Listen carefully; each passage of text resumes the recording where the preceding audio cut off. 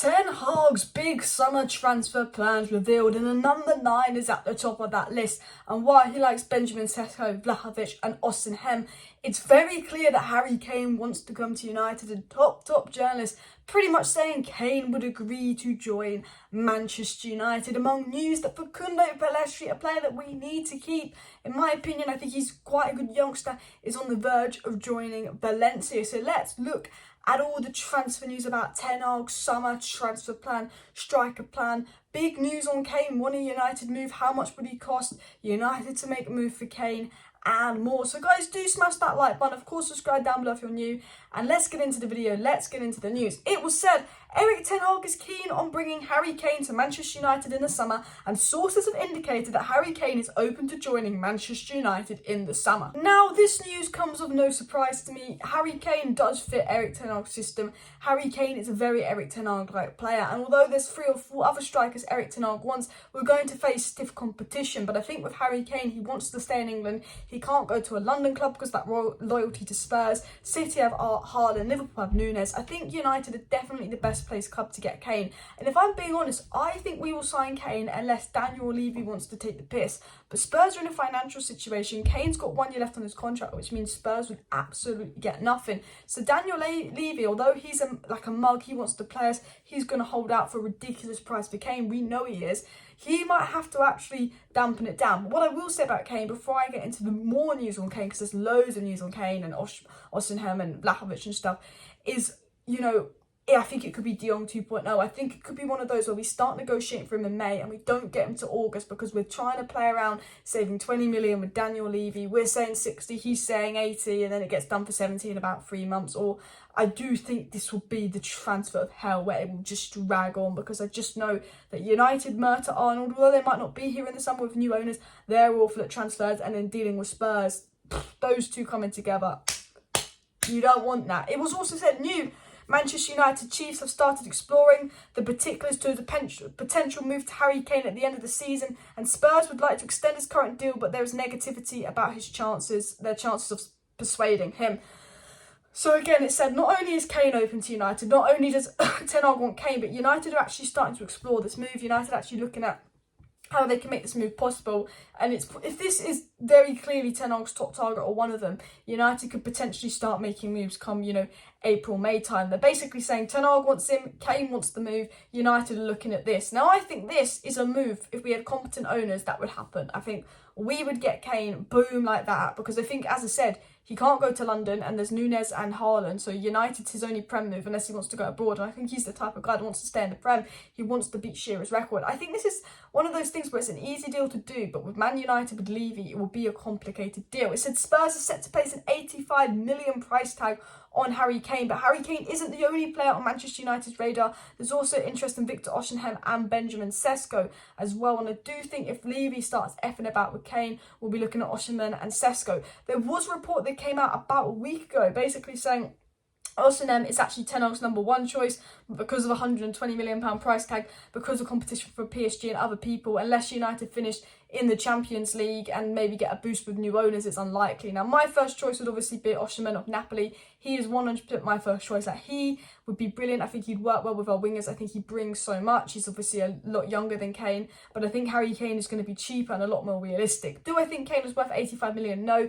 Injury prone, 30, 1 year left on his contract. If we gave Spurs 85 million, that is a lot. That's what Spurs will hold out for. Harry Kane gives me Casemiro vibes, in the sense of Casemiro, very good player at Real Madrid, was 30, we paid 60 million. People were like, that's quite a lot for a 30-year-old. Look what Casemiro's done. Whether you like Kane or not, I know he's not like as attractive as other strikers in people's eyes.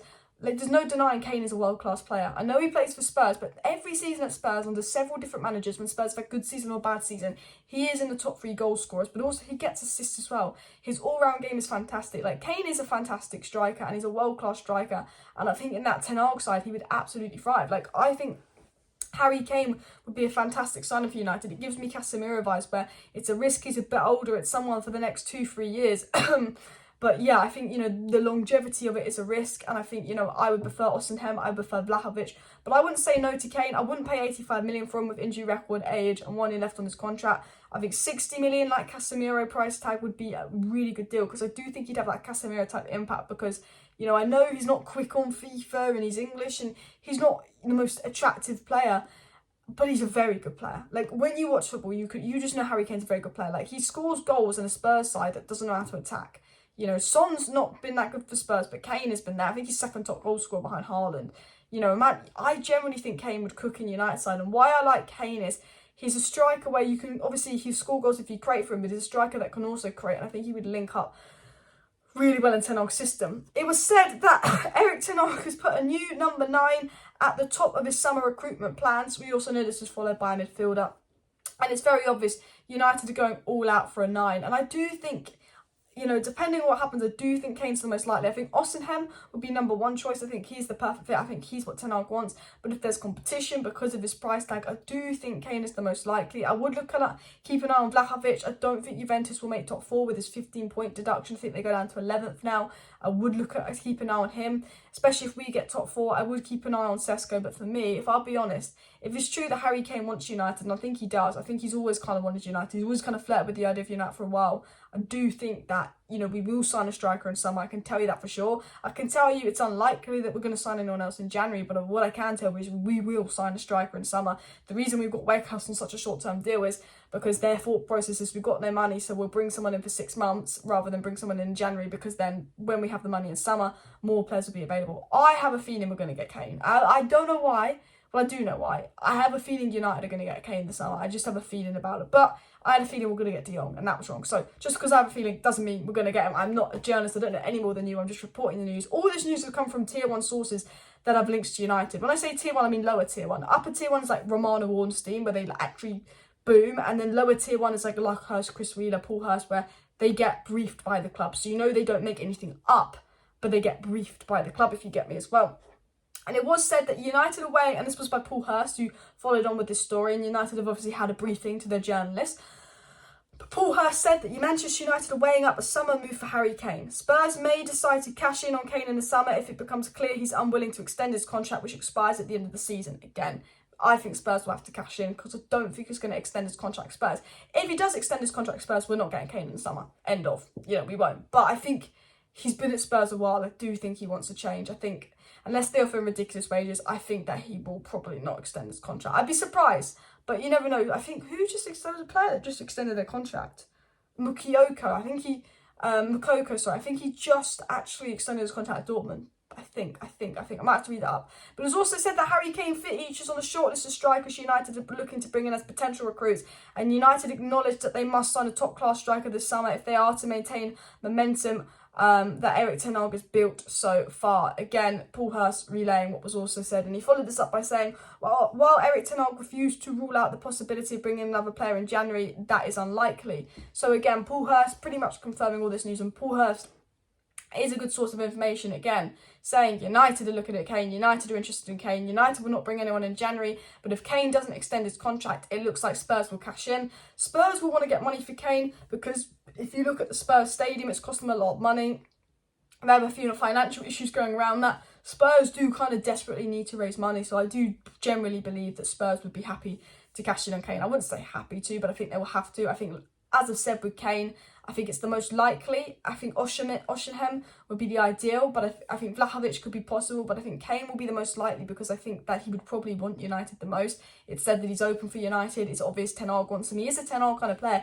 He would fit in Ten Hag's system, even though he's 30 and all that. It's like a Casemiro type signing, but I do think this will be the deal of hell. I think this transfer, you know what United like with transfers, unless we get a new board, this transfer is going to drag on all summer because Levy is going to be asking for ridiculous amounts and United are just going to be playing around. Now, let me know your thoughts on Harry Kane. I do think it would be a really good signing, but I think United have got to be careful not to overpay with his age and injury record. But I think he would be a Casemiro signing where he is a world-class player. He'd come in and he'd be really good right away. We'd see his quality, but we wouldn't have him we'd have him for the next few years and then we'd have to replace him again with Casemiro. But sometimes I think you've got to do that. I think Ten Hag knows that, there's a limited good strikers out there. We've got one that's Premier League proven that can come in the squad and have an instant impact. I think Osimhen's great. I think Vlahovic is great, but he is Premier League proven, which can be important in the sense of that he can score goals in the Prem. I think the other strikers could, and I think I trust who Ten Hag will pick to be successful, but you get what I mean. The final story is coming from Sport Witness that Facundo Pellistri is on a verge of a move to Valencia, according to claims. And Facundo Pellistri looking like he's going out the door in January. And I generally think he's better than Elanga. I think he looked good. I want to see him get more minutes. He's playing at the World Cup. He was very good in his debut, got an assist, was involved in the other goal as well.